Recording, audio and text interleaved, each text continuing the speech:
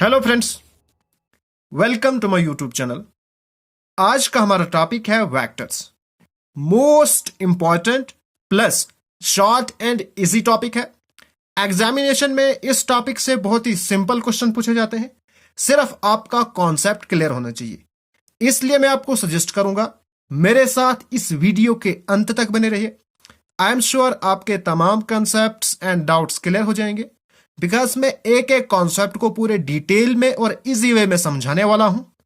अगर आप मेरे साथ टेलीग्राम पे जुड़ना चाहते हो, टेलीग्राम पे जाओ, वहां पे सर्च करो मलिक ट्यूटोरियल और उस ग्रुप को आप ज्वाइन करो।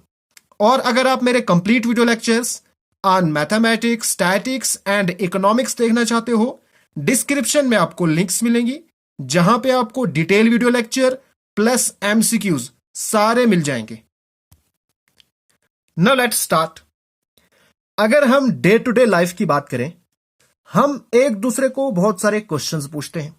जैसे आपका कोई फ्रेंड है, वो आपसे पूछ रहा है कि आपकी क्या हाइट है, या अगर आप एक अच्छे बॉलर हो, आपसे पूछेगा कि हम बैट्समैन को किस तरह से बोल्ड कर सकते हैं। ठीक है, अब जो पहला क्वेश्चन है उसका पॉसिबल आंसर क्या हो सकता है? आपकी हाइट 5 फीट है, 6 फीट है, जो भी आपकी हाइट है, आप कोई एक वैल्यू उसको बता दोगे। उस वैल्यू को हम कहते हैं मैग्नीट्यूड। जब भी आप किसी क्वांटिटी की सिर्फ एक वैल्यू बता सकते हो, यानी कि जब किसी क्वांटिटी का सिर्फ मैग्नीट्यूड होता है, उस क्वांटिटी को हम कहते हैं स्केलर। अब आते हैं सेकंड क्वेश्चन पे। सेकंड क्वेश्चन उसने पूछा कि हम एक बैट्समैन को किस तरह से बोल्ड कर सकते हैं। वहां पे आपको 2 आंसर बताने पड़ेंगे। पहला आंसर है कि आपके पास इतनी मस्कुलर स्ट्रेंथ होनी चाहिए कि आप उस बॉल को विकेट तक पहुंचा सकते हो। मस्कुलर स्ट्रेंथ यानी कि हमारे पास आ गया मैग्नीट्यूड। उसके बाद सेकंड, आपको बॉल उसी डायरेक्शन में करना है जिस डायरेक्शन में क्या है, विकेट से। ठीक है, अगर आप विकेट की डायरेक्शन में बॉल नहीं करोगे तो वो बोल्ड नहीं होगा। तो यहां पे 2 चीजें आ गई, एक तो हमारे पास मैग्नीट्यूड आ गया और दूसरे हमारे पास डायरेक्शन आ गया। ठीक है, ऐसी क्वांटिटीज जिनका मैग्नीट्यूड प्लस डायरेक्शंस होती हैं, उन क्वांटिटीज को हम कहते हैं वेक्टर्स। बहुत ही सिंपल है, आपने याद रखना है।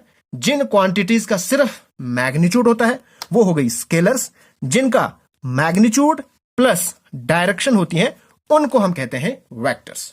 जैसे हमारे पास क्वांटिटीज लेंथ है। लेंथ सिंपल, यहां से ये लेंथ कुछ भी हो सकती है। क्या हमारे पास है? स्केलर क्वांटिटी है। या हमारे पास टाइम है, डिस्टेंस है, ठीक है, स्पीड है, एरिया है। जैसे एक गाड़ी की स्पीड है 40 किलोमीटर पर आवर, बट आपको स्पीड से पता नहीं चलेगा कि वो किस डायरेक्शन में मूव कर रही है। वेक्टर क्वांटिटीज में क्या क्या आ सकता है? जैसे डिस्प्लेसमेंट, ठीक है, वेलोसिटी या फोर्स, वेट, ये सारे हमारे पास क्या है? Vectors quantity. अब देखो डिस्प्लेसमेंट क्या होता है। एक तो होता है हमारे पास डिस्टेंस। डिस्टेंस जैसे आप यहां पे हो, आपको स्कूल जाना है, स्कूल आपका यहां पे है। अब यहां से आप अपने फ्रेंड के घर गए, फिर यहां से आप कहीं शॉप पे गए, वहां से फिर आप स्कूल चले गए। आपके पास कितने? 3 स्टॉप हो गए। ये हमारे पास हो गया डिस्टेंस, यानी कि आपने डिस्टेंस कवर किया। लेकिन हमारे पास जो डिस्प्लेसमेंट है ना, डिस्प्लेसमेंट कहता है कि आप अपने घर से कितने दूर हो। जहां पे आप पहले थे वहां से अब आप कहां पे पहुंचे, यानी कि सीधा डायरेक्ट यहां पे। तो यहां पे हमें पता चला डायरेक्शन के बारे में भी। ओके, उसके बाद वेलोसिटी। ना, वेलोसिटी और स्पीड दोनों एक ही होते हैं, सिर्फ डिफरेंस है डायरेक्शन का। वेलोसिटी में हमें डायरेक्शन भी पता चलती है और स्पीड में हमें डायरेक्शन का कोई पता नहीं चलता है। Hope you guys understand about scalar and vector quantities. अब आप कमेंट बॉक्स में कुछ और एग्जांपल्स बताओ scalar and vector quantities, but जो एग्जांपल्स मैंने अभी आपको बताई वो आपने नहीं बतानी है, कुछ डिफरेंट बतानी है। जो हमारे पास वेक्टर क्वांटिटीज हैं, इनको हम डिनोट करते हैं एक डायरेक्टेड लाइन के साथ। जैसे हमारे पास ए बी अगर वेक्टर है तो इसको हम इस तरह से डिनोट करेंगे। हमारे पास एक लाइन सेगमेंट अगर है ऐसे, ए से लेके बी तक, इसको हम लिखते हैं ऐसे। ठीक है, अगर हमने बताना है बी टू ए, ठीक है, तो उसको हम कैसे लिखेंगे? बी टू ए, इस तरह से लिखेंगे हम इसको। नाउ जो हमारे पास स्टार्टिंग पॉइंट है ना, इसको हम कहते हैं इनिशियल पॉइंट, और जो हमारे पास एंडिंग पॉइंट होता है ना, बी पॉइंट, ये हमारे पास हो गया टर्मिनल पॉइंट। Terminal point. और जो हमारे पास लेंथ होती है वेक्टर की, उसको हम कहते हैं मैग्नीट्यूड, और उसको हम डिनोट करते हैं, जैसे हमने फाइंड करनी है ए से बी तक लेंथ, उसको हम लिखेंगे ऐसे, इसको हम कहेंगे मैग्नीट्यूड ऑफ ए बी, और इसकी लेंथ यानी कि डिस्टेंस फार्मूला।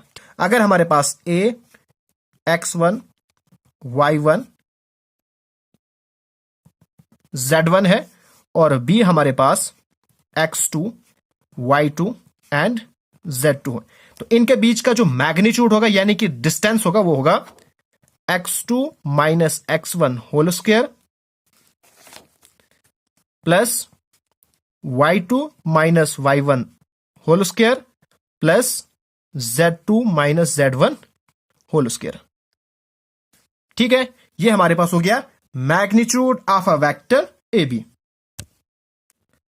अब हम जानेंगे पोजीशन ऑफ वेक्टर के बारे में, यानी कि जो हमने वेक्टर पढ़ा वो रहता कहां है। Let us consider 3 dimensional space. मैंने यहां पे 3 डायमेंशनल स्पेस ली है। ये हमारे पास है X axis, Y axis and Z axis. ये हमारे पास है ओरिजिन ओ, जहां पे कोऑर्डिनेट है 0 0 और 0। Let us consider a point. मैंने यहां पे एक पॉइंट लिया P, जिसके कोऑर्डिनेट x, y और z है। ठीक है, जब मैं इसको ज्वाइन करूंगा, ठीक है, तो ये हमारे पास क्या बनेगा, OP वेक्टर। ये जो वेक्टर OP है, ये हमारे पास है position vector of the point P with respect to O। ठीक है, और O हमारे पास है, O पॉइंट को हम इनिशियल पॉइंट कहते हैं, इनिशियल पॉइंट। ठीक है, और जो P पॉइंट है, इसको हम कहते हैं टर्मिनल पॉइंट, टर्मिनल पॉइंट। और जो हमारे पास पॉइंट O है और पॉइंट P है, इनके बीच का जो डिस्टेंस है उसको हम कहते हैं मैग्नीट्यूड, और उसको हम डिनोट करते हैं इस तरह से। ठीक है, और ये किसके इक्वल होता है, ये होता है हमारे पास x square plus Y square plus Z square. ठीक है, और ये निकला कहां से है, ये निकला है डिस्टेंस फार्मूले से। ठीक है, देखो x माइनस 0 का होल स्क्वायर, अब 0 है तो लिखने की जरूरत नहीं है। इसी तरह से y माइनस 0 का whole square and z minus 0 का होल स्क्वायर, ये हमारे पास हो गया मैग्नीट्यूड। अब जिस वेक्टर का मैग्नीट्यूड 1 हो, जिस वेक्टर का मैग्नीट्यूड, अगर हमारे पास OP वेक्टर, इसका मैग्नीट्यूड 1 है, तो इसको हम कहते हैं यूनिट वेक्टर। आपने क्या याद रखा, जिस वेक्टर का मैग्नीट्यूड 1 हो उसको हम कहते हैं यूनिट वेक्टर। अगर मैं इस तरह से लिखता हूं, ओके। अब आपको एक चीज बता दूं, जो हमारे पास यूनिट वेक्टर है ना, वो एक वेक्टर की डायरेक्शन के बारे में बताता है। वो कैसे बताता है उसको हम आगे डिस्कस करेंगे जब हम क्वेश्चन सॉल्व करेंगे। अगर हम OP वेक्टर को लिखेंगे R, ठीक है, इस तरह से, तो इसको हम लिख सकते हैं vector R is equal to XI plus इसके ऊपर कैप YJ प्लस ZK। ठीक है, और हमारे पास जो I है ना, ये होता है unit vector in the direction, in the direction of x axis. ठीक है, या आप कह सकते हो unit vector along x axis. इसी तरह से हमारे पास J है, यह होता है unit vector in the direction of y axis, and हमारे पास जो K है वो हमारे पास है unit vector in the direction of z axis. अब देखो, जो हमारे पास वेक्टर OP है, इसका इनिशियल पॉइंट 0 है और टर्मिनल पॉइंट P है। अगर कोई ऐसा वेक्टर हो जिसका initial point and terminal point दोनों सेम हो, उस वेक्टर को हम कहते हैं जीरो वेक्टर, जीरो वेक्टर। ठीक है, और हमारे पास जो x y z है ना, ये हमारे पास हो गए डायरेक्शन रेशो। ठीक है, उसके बाद ये जो हमारे पास वेक्टर ओपी है, ये एंगल बनाता है एक्स एक्सिस के साथ अल्फा, इसके साथ एंगल बनाता है, उसको हम रखेंगे नाम बीटा, और जेड एक्सिस के साथ एंगल बनाता है, इसको हम रखेंगे गैमा। ठीक है, इन एंगल्स को हम कहते हैं डायरेक्टेड एंगल्स। ठीक है, जब हम इन एंगल्स के साथ कॉस लगाते हैं, यानी कि cos alpha, cos beta, cos gamma, इनको हम कहते हैं डायरेक्शन कोसाइंस। और हमारे पास जो ये पोजीशन वेक्टर है ना, इनको हम जनरली डिनोट करते हैं स्मॉल लेटर के साथ। अगर हमारे पास यहां पे ए है तो पोजीशन वेक्टर ऑफ ए इस तरह से लिखेंगे, अगर बी है तो पोजीशन वेक्टर ऑफ बी इस तरह से, इस तरह से। ठीक है, स्मॉल लेटर के साथ इनको हम डिनोट करते हैं। नाउ अब हम बात करेंगे दो वेक्टर्स इक्वल कब होते हैं। लेट अस सपोज दैट हमारे पास दो वेक्टर्स हैं, ए वेक्टर एंड बी वेक्टर। ठीक है, ये दो वेक्टर्स इक्वल तब होंगे जब इनका मैग्नीट्यूड इक्वल होगा, प्लस डायरेक्शन भी सेम हो, डायरेक्शन भी सेम हो। ठीक है, जैसे हमारे पास अगर ए वेक्टर इस तरह का है, ये हमारे पास ए वेक्टर है, और यहां पे हमारे पास बी वेक्टर है। इसका जो हमारे पास मैग्नीट्यूड है, late us suppose that 5 units है, और इसका भी 5 यूनिट्स है, और डायरेक्शन भी एक ही तरफ है, तो ये हमारे पास हो गए इक्वल वेक्टर्स। चाहे इनिशियल पॉइंट कहीं पे भी हो, टर्मिनल पॉइंट कहीं पे भी हो, वो मैटर नहीं करता है। लेकिन अगर इनकी इस तरह से देखो, initial point and terminal point दोनों सेम हो, लेकिन इनकी डायरेक्शन अगर सेम ना हो, अगर ये नहीं है इसकी डायरेक्शन, ये वाली इसकी डायरेक्शन है, तो ये आपस में इक्वल नहीं होंगे। नेक्स्ट हमारे पास है collinear vectors. Let us suppose that A and B are two vectors. अब ए और बी कोलिनियर्स कब होंगे? जब दोनों वेक्टर्स किसी सेम लाइन के पैरेलल होंगे। अगर हमारे पास एक लाइन है ए बी, ठीक है, ए वेक्टर हमारे पास यहां पे है और बी वेक्टर हमारे पास यहां पे है। अब देखो, दोनों वेक्टर्स ए बी के पैरेलल हैं, इसका मतलब ए और बी दोनों वेक्टर क्या है? कोलिनियर वेक्टर्स है। हालांकि इनकी डायरेक्शंस डिफरेंट है, इनका मैग्नीट्यूड डिफरेंट हो सकता है, वो मैटर नहीं करता है। मैटर करता है दोनों किसी सेम लाइन के पैरेलल होने चाहिए। नेक्स्ट हमारे पास है negative of a vector. Let us suppose that a हमारे पास कोई वेक्टर है, ठीक है, और बी कोई दूसरा वेक्टर है। ए वेक्टर एंड बी वेक्टर दोनों का मैग्नीट्यूड सेम है। उस केस में हम बी को नेगेटिव ऑफ वेक्टर ए कह सकते हैं जब बी की डायरेक्शन डिफरेंट हो। नेक्स्ट हमारे पास है को इनिशियल को terminal vectors. Let us suppose that ये हमारे पास एक पॉइंट है, यहां से एक वेक्टर निकल रहा है ए, इधर की तरफ कोई दूसरा वेक्टर है, यहां की तरफ कोई दूसरा वेक्टर है। जब सब वेक्टर्स का ओरिजिन एक ही जगह पे हो, उन वेक्टर्स को हम क्या कहते हैं? को इनिशियल वेक्टर। यहीं से हमारे पास को टर्मिनल वेक्टर भी निकलता है। लेट अस सपोज दैट हमारे पास कोई पॉइंट है, ये वेक्टर है, ये इस पॉइंट की तरफ जा रहा है, दूसरा वेक्टर है, तीसरा वेक्टर है। जब हमारे पास वेक्टर्स का जो टर्मिनल पॉइंट है वो सेम हो, उन वेक्टर्स को हम क्या कहते हैं? को टर्मिनल वेक्टर्स। नेक्स्ट हमारे पास है triangle law of vector addition. अब ये ट्राइंगल लॉ क्या कहता है? लेट अस सपोज दैट आप यहां पे हो, आपका घर यहां पे है, आपको स्कूल जाना है। आप सबसे पहले गए अपने फ्रेंड के घर जिसका नाम है बी, उसके बाद आप चले गए स्कूल, स्कूल का नाम है सी, ठीक है। अब देखो, हम जानते हैं जो वेक्टर है ना, vector simply means displacement. Vector distance के बारे में बात नहीं करता है, वेक्टर सिर्फ यह बताता है कि आप अपने घर से कितने दूर चले गए। तो वो हमें कैसे पता चलेगा? हम सिंपली डिस्टेंस बिटवीन एसी देखेंगे, ठीक है। तो जो लॉ ऑफ ट्राइंगल है वो ये कहता है AC is equal to AB plus BC। अगर हम बात करेंगे पैरेललोग्राम की, लेट अस टेक, हमारे पास पैरेललोग्राम है। नाउ हम जानते हैं पैरेललोग्राम्स में दो ट्रायंगल्स होती हैं, ठीक है। हम इसका डायगोनल ड्रा करेंगे, ABCD, ठीक है। अब देखो ABC हमारे पास एक ट्रायंगल है, हम इसको लिख सकते हैं with the help of triangle law, AC is equal to AB plus BC, AB plus BC, ठीक है। बट हम जानते हैं पैरेललोग्राम की अपोजिट साइड्स इक्वल होती हैं, BC इक्वल होगी AD के और DC इक्वल होगी AB के, ठीक है। तो हम BC की जगह पे AD लिख सकते हैं, so AC is equal to AB plus AD। इसी को हम कहते हैं पैरेललोग्राम। शॉर्ट में लिखते हैं, शॉर्ट में इस तरह से लिखते हैं पैरेललोग्राम को, parallelogram law.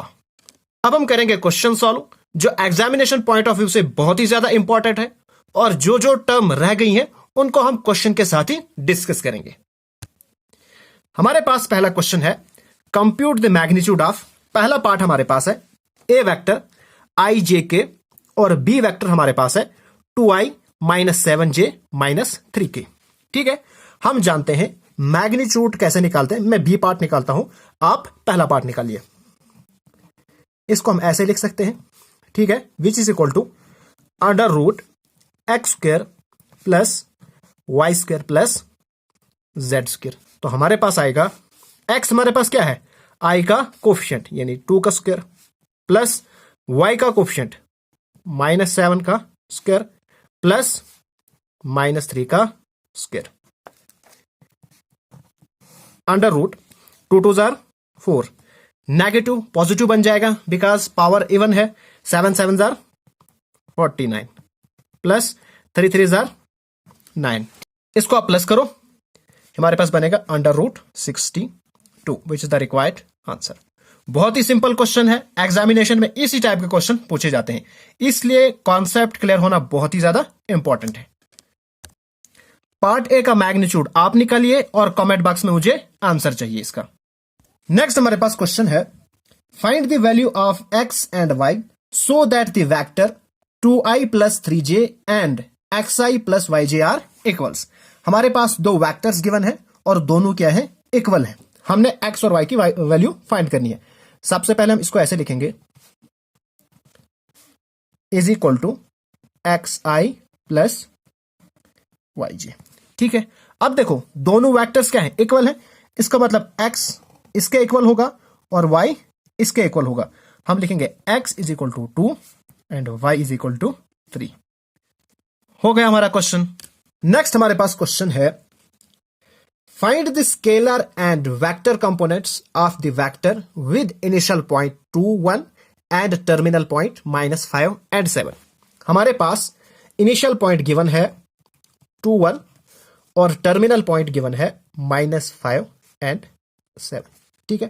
Late us suppose that ये हमारे पास A है और ये हमारे पास B है। तो हमारे पास AB वेक्टर क्या निकलेगा, ये निकलेगा हमारे पास -5 और ये माइनस करो बाहर से I प्लस 7 माइनस 1J, ठीक है। अब यहां पे हमारे पास थर्ड एलिमेंट नहीं है, थर्ड हमारे पास कोऑर्डिनेट नहीं है, तो हमारे पास K नहीं आएगा, ठीक है। तो हमारे पास AB वेक्टर क्या बनेगा, -7i, 7 माइनस 1 6। अब यहां पे स्केलर कंपोनेंट्स, स्केलर कंपोनेंट आएंगे खाली -7 और 6, ओके। और जो वेक्टर कंपोनेंट है वो आएंगे -7i और 6j वेक्टर।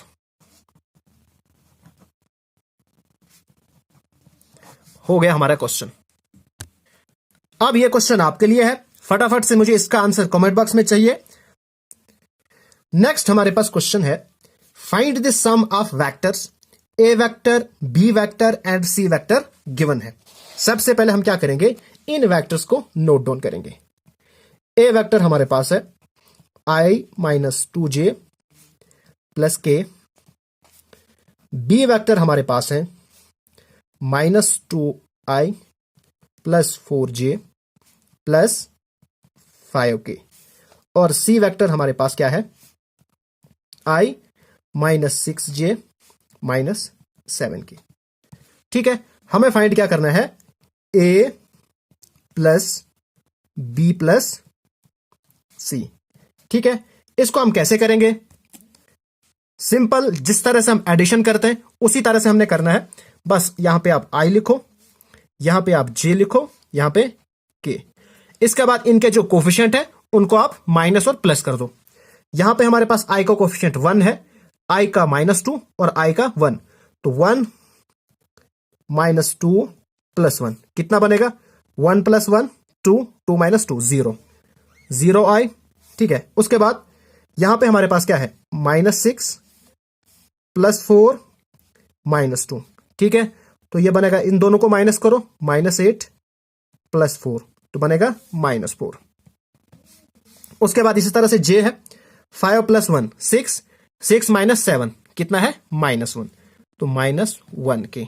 तो हमारे पास कितना बनेगा, -4j - k, which is the required answer. Next हमारे पास क्वेश्चन है, find the unit vector in the direction of vector A. हमारे पास है i + j + 2k। जब भी आपको आए कि यूनिट वेक्टर को फाइंड करो और कोई वेक्टर आपको दिया होगा उसकी डायरेक्शन में आपको फाइंड करना है, तो उस केस में आपको एक मेथड याद रखना है। ठीक है, वो मेथड क्या है, ये हमारे पास हो गया, unit vector is equal to वो वेक्टर डिवाइडेड बाय मैग्नीट्यूड। ठीक है, उसके वेक्टर को आपने डिवाइड करना है उसके मैग्नीट्यूड के साथ, तो हमारे पास क्या निकलेगा, unit vector in the direction of given vector. Okay, तो इसी तरह से यहां पे भी हम करते हैं। हमारे पास ए वेक्टर है i + j + 2k। सबसे पहले हम इसका मैग्नीट्यूड फाइंड करेंगे, तो ए वेक्टर का मैग्नीट्यूड क्या आएगा, √1 का स्क्वायर प्लस 1 का स्क्वायर प्लस 2 का स्क्वायर, 2 2 जार 4, 4 + 1 5 + 1 6, हमारे पास √6 आ गया। ठीक है, अब हम क्या करेंगे, यूनिट वेक्टर फाइंड कर देंगे, बिल्कुल आसान है। इसको डिवाइड करो, i/√6 plus j/√6 plus 2k/√6। ये हमारे पास रिक्वायर्ड यूनिट वेक्टर है, आंसर। नाउ गाइस, अगर आपको मजा आ रहा है, ये टॉपिक आपको आसान लग रहा है, तो मुझे आप कमेंट करके जरूर बताइए। अब यह क्वेश्चन आपके लिए है, find the unit vector in the direction of vector 2i + 3j + k। इसका आंसर मुझे कमेंट बॉक्स में चाहिए, मैं वहां पे चेक करूंगा आपको। तो नेक्स्ट हमारे पास क्वेश्चन है, find the unit vector in the direction of pq where p and q are the points. Previous question में डायरेक्टली आपको वेक्टर दिया था, लेकिन यहां पे आपको पॉइंट्स दिए हैं, तो यहां पे भी आपको डरने की जरूरत नहीं है। सबसे पहले आप क्या करो, pq वेक्टर निकाल दो। ठीक है, वो कैसे निकालोगे आप, हम लिखेंगे pq। ठीक है, पॉइंट हमारे पास क्या क्या गिवन है, 1 2 3 एंड 4 5 6, ये हमारे पास पॉइंट गिवन है। तो pq क्या निकलेगा, 4 - 1 कितना हो गया, 3i। उसके बाद प्लस 5 - 2 कितना हो गया, 3j प्लस 6 - 3 3k। तो ये हमारे पास वेक्टर निकल गया।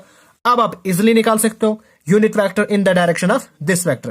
क्या करोगे आप, इसका मैग्नीट्यूड निकालो। क्या निकलेगा मैग्नीट्यूड, 3 का स्क्वायर प्लस 3 का स्क्वायर प्लस 3 का स्क्वायर। ठीक है, हमारे पास बना 9 + 9 + 9, तो कितना हो गया, 27। ओके, तो यूनिट वेक्टर क्या निकलेगा आपके पास, unit vector in the direction of P Q. हमारे पास आएगा पी क्यू वैक्टर यानी कि 3i upon √27 plus 3j upon √27 plus 3k upon √27।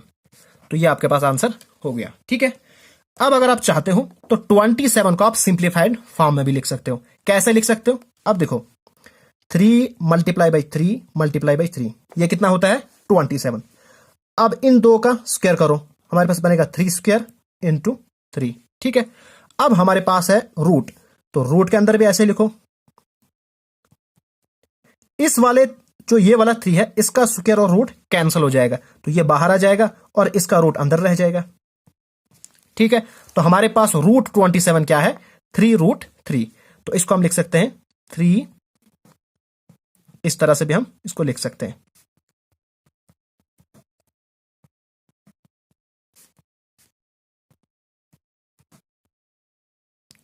फिर ये और ये कैंसल, ये और ये कैंसल, ये और ये कैंसल। आपके पास बचेगा i upon √3, j upon √3, k upon √3। Answer. अब आपके पास ये क्वेश्चन है, फॉर अ गिवन वेक्टर, आपके पास दो वेक्टर गिवन है a और b, आपने यूनिट वेक्टर फाइंड करना है in the direction of a plus B. तो बताओ यहां पे आपको सबसे पहले क्या करना है? सबसे पहले आप a प्लस बी करोगे, ठीक है, उसके बाद उसका आप मैग्नीट्यूड निकालोगे और a प्लस बी को आप उस मैग्नीट्यूड से डिवाइड करोगे, वो आपके पास रिक्वायर्ड यूनिट वेक्टर निकलेगा in the direction of a plus B. इसका आंसर भी मुझे चाहिए कमेंट बॉक्स में। नेक्स्ट हमारे पास क्वेश्चन है, काफी ज्यादा इंपॉर्टेंट क्वेश्चन है। Find the direction cosine of vector joining the point A B directed from A to B. हमारे पास दो पॉइंट्स गिवन है, डायरेक्टेड है ए टू बी, यानी इनिशियल पॉइंट क्या है? ए है, ठीक है, और जो टर्मिनल पॉइंट है वो बी है। ठीक है, हमने क्या करना है? इसके डायरेक्शन कोसाइंस फाइंड करने हैं। तो सबसे पहले हम डायरेक्शन रेशियो फाइंड करेंगे, तो उसके लिए हमें वेक्टर निकालना पड़ेगा। तो हम क्या लिखेंगे? A B is equal to -1 -1 कितना हो गया? -2i। उसके बाद -2 -2 कितना हो जाएगा? -4 बिकॉज हम इन पॉइंट से इनको माइनस करेंगे। तो यहां पे 1 -3 का अपना माइनस भी है तो वो प्लस हो जाएगा, तो बनेगा +4k। आप इसको सिंपली इस तरह से याद रखो, b माइनस a आपको करना है। ठीक है, ओके, हमारे पास आ गया। तो डायरेक्शन रेशियो अगर आपको कोई पूछे तो आप बता सकते हो डायरेक्शन रेशियो -2 -4 और 4। ठीक है, ये हमारे पास क्या आ गए? Direction ratio. और कोसाइन कैसे निकालना है? मैं लिखता हूं डीसी। उसके लिए आपको मैग्नीट्यूड निकालना पड़ेगा। तो मैग्नीट्यूड क्या आएगा? आप लिखो ए बी का मैग्नीट्यूड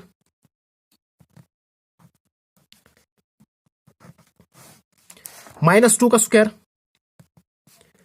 प्लस -4 का होल स्क्वायर प्लस 4 का स्क्वायर। ठीक है, हमारे पास आ गया अंडर रूट 2 2 जार 4, पॉजिटिव बन जाएगा, 4 4 जार 16, 4 4 जार 16। ठीक है, तो हमारे पास क्या बनेगा? ये √36, 36 का रूट होता है 6, मैग्नीट्यूड आ गया 6 हमारे पास।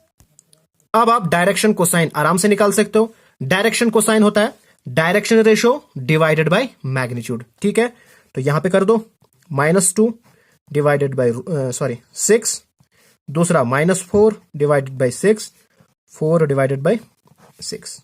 ठीक है, तो 2 1 जार 2, 2 3 जार 6, 2 2 जार 4, 2 3 जार 6, 2 2 जार 4, 2 3 जार 6। हमारे पास क्या बन गया? -1/3 -2/3 and 2/3 which is the required answer। अब इस क्वेश्चन को आप ट्राई करो।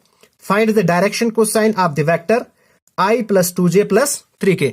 यहां पे आपको डायरेक्शन रेशियो गिवन है, डायरेक्टली आपको निकालना है डायरेक्शन कोसाइंस। नाउ अब हम थोड़ा सेक्शन फार्मूला के बारे में डिस्कस करेंगे। जिस तरह से हमने 2 डायमेंशन एंड 3 डायमेंशन में डिस्कस किया था, इसी तरह से यहां पर भी हम डिस्कस करेंगे। Now let us suppose that हमारे पास O पॉइंट ऑफ ओरिजिन है और यहां पे कोई पॉइंट P है और यहां पे Q है। लेट अस सपोज दैट ये जो पॉइंट P और Q है इनको रिप्रेजेंट कर रहा है position vector OP, position vector OQ। ठीक है, इस तरह से। और कोई लाइन सेगमेंट है जो इन दो पॉइंट्स को ज्वाइन करती है। लेट अस सपोज दैट हमारे पास R कोई दूसरा वेक्टर है, वो इस लाइन सेगमेंट को डिवाइड कर रहा है। ओके, अब ये जो लाइन सेगमेंट है ना R, अब R का पोजीशन वेक्टर क्या होगा वो सेक्शन फार्मूला बताता है। वो कैसे होगा, हम लिखेंगे OR, ये होगा हमारे पास MB।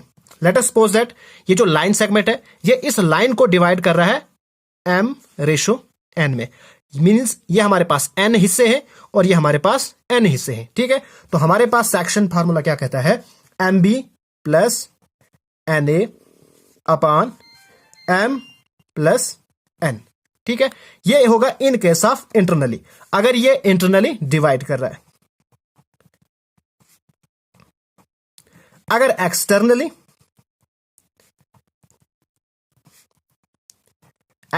में भी कुछ नहीं करना है, सिंपली आपने लिखना है MB minus NA upon M minus N। M और N क्या है, जो आपके पास रेशो गिवन है। ठीक है, उसके बाद अगर ये R इस लाइन सेगमेंट को मिड पॉइंट पे कट कर रहा है, मींस M N के इक्वल है, तो उस केस में हमारे पास मिड पॉइंट फार्मूला बनेगा। M और N लिखने की जरूरत नहीं है, आप सीधा लिखोगे B प्लस A अपॉन 2। ठीक है, फिर आपको M और N लिखने की जरूरत नहीं है। अब हम इसी के बेस्ड पे क्वेश्चन सॉल्व करते हैं।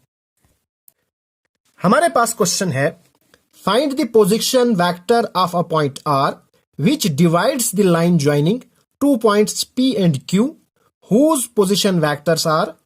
हमारे पास पोजीशन वेक्टर्स गिवन है और रेशो गिवन है 2:1, इंटरनली भी और एक्सटर्नली भी। इन दो में से मैं इंटरनली करूंगा, एक्सटर्नली आपने करना है। ठीक है, देखो हमारे पास M और N गिवन है। M हमारे पास 2 है, N 1 है। A हमारे पास I plus 2J minus K given है और B हमारे पास है minus I plus J plus K। ठीक है, अब हम क्या करेंगे, इंटरनली फार्मूले से इसको सॉल्व करेंगे। तो इंटरनली में हमारे पास जो R है उसके क्या निकलेंगे position vector, MB plus NA upon M plus N, ये इंटरनली है।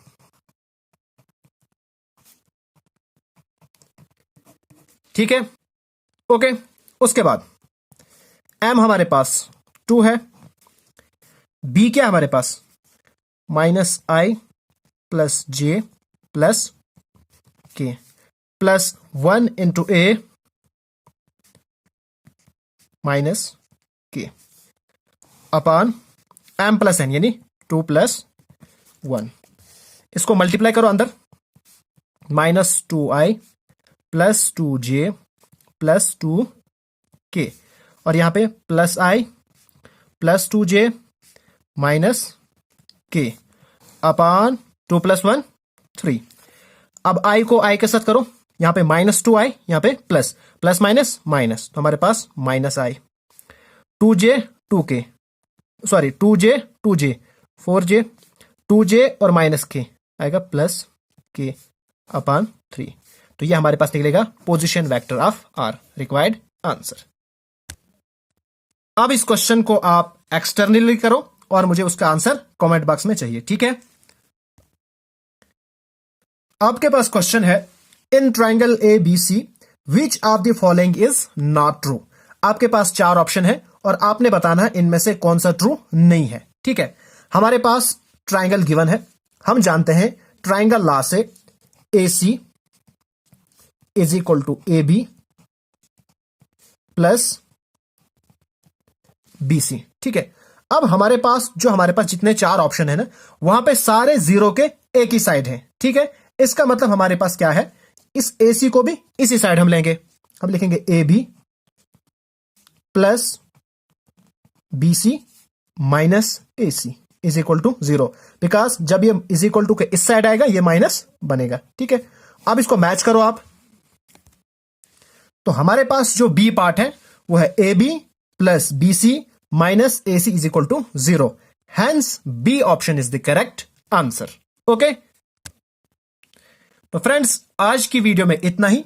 नेक्स्ट वीडियो में हम डिस्कस करेंगे प्रोडक्ट ऑफ टू वेक्टर्स और वेक्टर्स का चैप्टर क्लोज हो जाएगा। सो फ्रेंड्स, अगर आपको यह वीडियो पसंद आए तो प्लीज मेरे चैनल को सब्सक्राइब कीजिए और इस वीडियो को अपने फ्रेंड्स एंड क्लासमेट के साथ शेयर कीजिए।